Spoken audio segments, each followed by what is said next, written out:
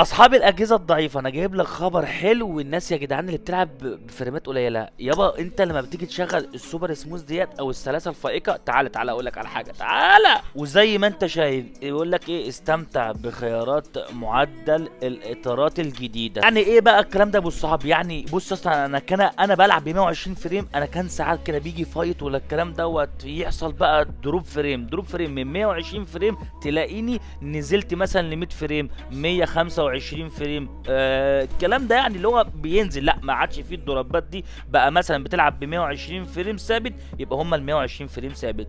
نفس الكلام لو انت بتلعب ب 30 فريم، هيبقى تلعب ب 30 فريم ثابت. طيب خد التقيله دي بقى، والحاجه الوحيده اللي انا حسيت بيها نسبه التقطيع من 30% ل 50% قلت. انا والله العظيم حسيت بيها جدا جدا جدا. زي ما انت حضرتك برضه هتشوف، لا هتقول يا فرتاجه ده بيتكلموا على ال 90 فريم وال 120 فريم. طب بص كده على السطر الرابع بيقول لك ايه هناك يا اسطى، بيقول لك ايه، على جميع الاجهزه انخفضت درجه الحراره. يعني بص هو بيقول لك على جميع الاجهزه. طب تعالى بقى اوريك بقى يا اسطى بعد الليله دي كلها ماشي. بص واحد بيعمل فيا ايه،